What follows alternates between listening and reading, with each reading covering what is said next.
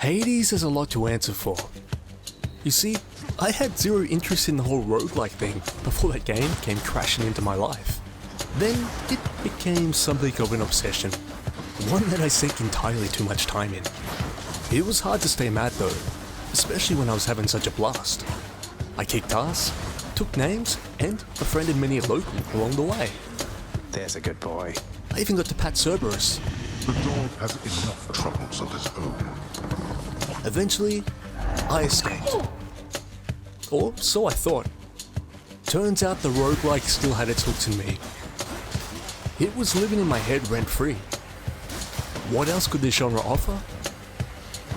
I had to know. Scout log. Atropos. Elapsed time, 30 minutes since last crash. It is impossible to escape. I have tried everything. If you're hearing this, you are stuck here too. Have you ever felt like you were living the same day over and over again? I mean, of course you have. The last few years or so has pretty much ensured that.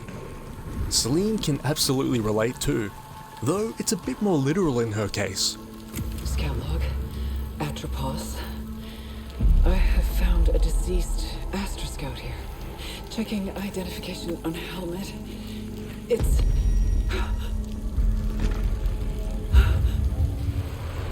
You see, it starts with a crash landing and ends with a death.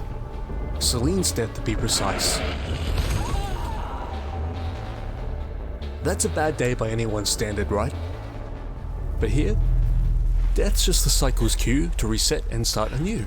I have to try harder. Selene picks herself up, dusts herself off, and tries again. And again. And again. I need to keep going. First up, an acknowledgement. I know it's entirely unfair to compare every aspect of Returnal with Hades. There's more than one way to roguelike after all.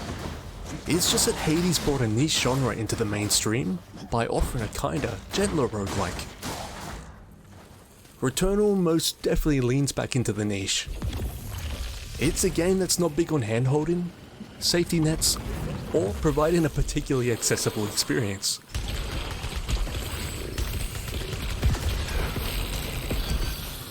So what exactly is a roguelike anyway? Well, it's a genre that's all about seeing how far you'll go. Moana style. One that's defined by character building, repetition, and learning from the mistakes of previous runs. Resilience, persistence, and a whole lot of patience are the prerequisites for having a good time here. Selene, well, she's nothing if not resilient, but she doesn't exactly have a choice on that front. In Hades, Zag opted into the time looping thing on his own accord. Selene, not so much. Her sole objective is to break out of the cycle.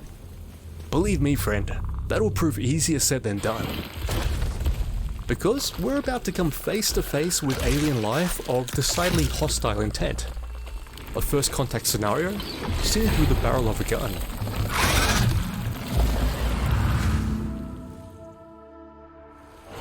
This forest contains extensive ruins of a xenotype civilization. Ancient walls, foundations, and statues. Allow me to introduce you to Atropos, our stomping grounds for the next little while. There are definitely HR Gaia alien vibes happening here. Think towering monoliths, ruins, and the like. The planet's home to 6 distinct biomes, all with unique challenges to overcome. It's dark too. You best believe I cranked up the brightness almost immediately. When it comes to the visuals, it's less about scenic vistas and more about moody atmosphere. Returnal's not built to be the graphical powerhouse to show off the sheer power of the PS5.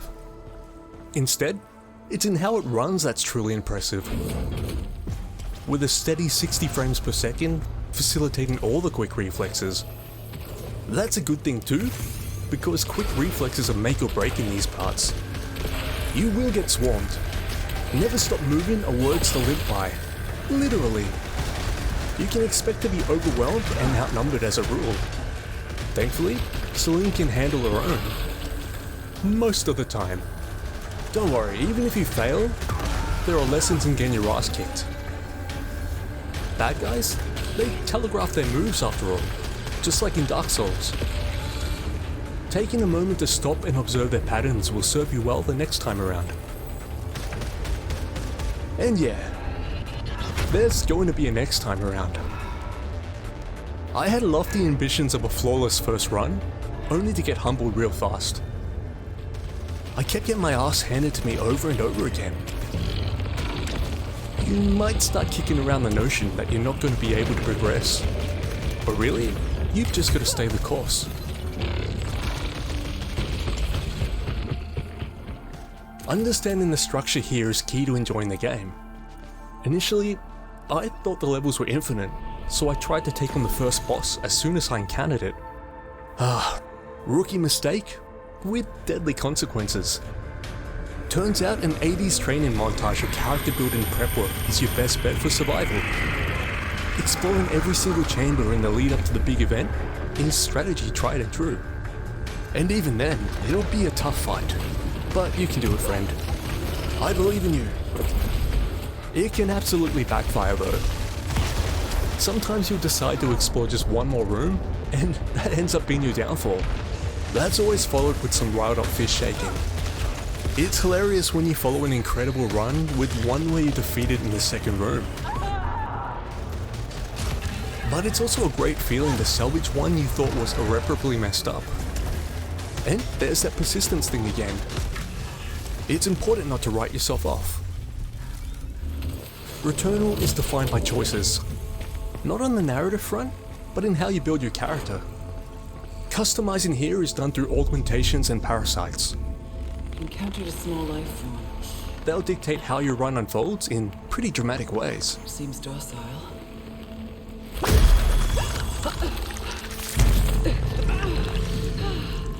It is parasitically attached to my arm. Does not appear hostile. Somehow, it's strengthening and weakening my suit. Maybe they'll increase your weapon or repair efficiency. Maybe they'll help you find more useful loot. When it comes to parasites though, there can be complications. A perk usually comes with a trade-off in the form of a malfunction, some more catastrophic than others. It's up to you to decide what's worth the risk. Getting it right often proves a precarious balancing act. There are instances too where the good entirely cancels out the bad and vice versa, emphasizing the randomness at play here. It's best not to get overly attached to one particular playstyle anyway. You can attempt to play to your strengths, sure, but often those strengths won't even be available to you, because once again, random chance plays a huge role here. Sometimes in your favor, other times not so much. Hades let you choose a weapon, but the only weapon you're guaranteed in Returnal? My sidearm. Anything more elaborate and formidable must be found. Continuing towards the signal's origin. A game with this amount of running and gunning ensures a pretty extensive arsenal though, with all kinds of makes and models for whatever your playstyle happens to be, or with alt fires too. Shooting feels satisfying, thanks in large part to the DualSense's excellent design. Applying different trigger pressure for different functions still feels shiny and new to me, like magic. Increasing your adrenaline level is pretty useful when battling through hostile terrain. This is achieved by defeating enemies without taking damage. Each tier unlocks a new perk. Trying to maintain a streak is fun, but often it's just something that happened in the background for me. In a game built on the foundation of dying time and time again, how do you measure success? Especially on those runs where you don't defeat a boss or move on to a spiffy new area. I'm not gonna lie, there were instances where I felt like I wasted hours with nothing to show for it. Moseying about the same level, fighting the same bad guys, only to have to start the cycle anew. Here, runs are measured in hours. Who's got that sort of time for uninterrupted moseying?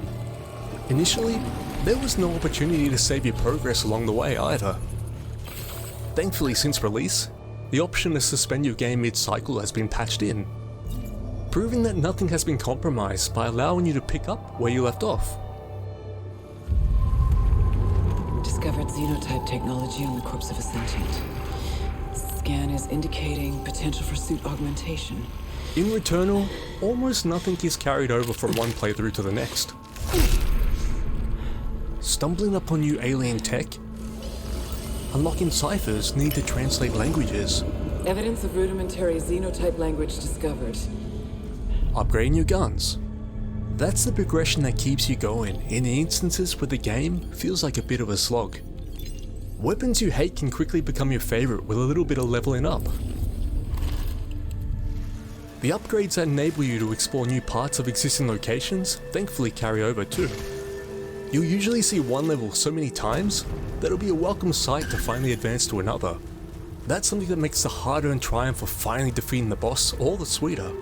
The joys of a new color palette friend, or even just a new kind of enemy to run away from with your arms flailing.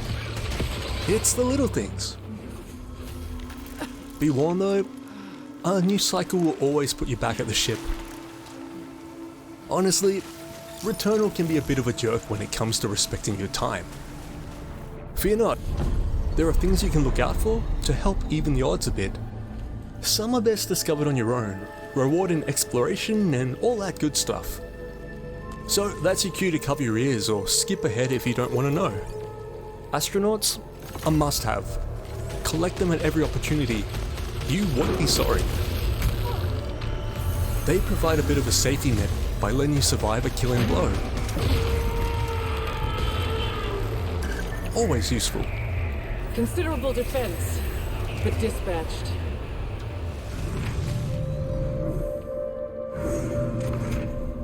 If you have enough ether, they can be spent unlocking a one-time resurrection too. My return to the ship has been prevented. I remain in the desert. You're also given an opportunity to unlock an item that might prove helpful at the start of your run. But otherwise, a lot of it comes down to luck.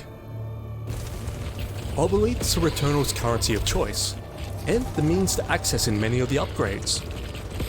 They're earned through defeating enemies and shooting those statues with the glowy eyes right in the face. You best scramble to collect them before they disappear, friend, because they're a limited resource. And then there's the dilemma of when and where to spend them. Discovered xenotype technology that produces other devices. You'll furrow your brow and stroke your beard, imaginary or otherwise, weighing up the pros and cons. It's the kind of thing that keeps you up at night. While saving them for later might be strategic, it's always worth remembering that they won't carry into the next cycle. So what happens when you die? No two playthroughs will look the same. Not just in character build, it's in the environment as well. Their layouts rearrange with every cycle. Still made up of the same distinct landmarks, sure, but just not exactly where you left them. But it does keep things fresh, keeps you on your toes, and stops you from getting too complacent. The environment wasn't like this before. I'm not gonna lie, Hades is definitely stronger at the story thing, especially when it comes to making it feel like you've gotten stuff done. You might not have made it out of the underworld, but you got to chat with many a character on the way.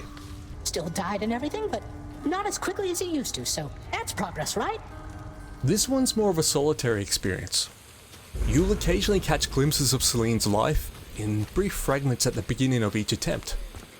Often, you'll stumble upon audio logs from other cycles too, recorded by alternate versions of Selene. Recorded log found. Adding to databank. Playing back now. I have begun having visions of where I have yet to go. They lead me continually downwards from Olympus and into myself. I alone am worthy. Let me tell you, friend, they paint a picture of someone who's well and truly begun a descent into madness. Think unhinged mutterings of a kind not seen since the outtakes of my MoseyThrough narrations. Returnal won't be for everyone. It's a very specific kind of experience. There were times when I questioned if it was for me. I'm still not entirely sure. But hey, I finished the game, and that's something I wouldn't have done if I wasn't enjoying it. One thing's for sure though, after all this, Selene's most definitely earned a nap.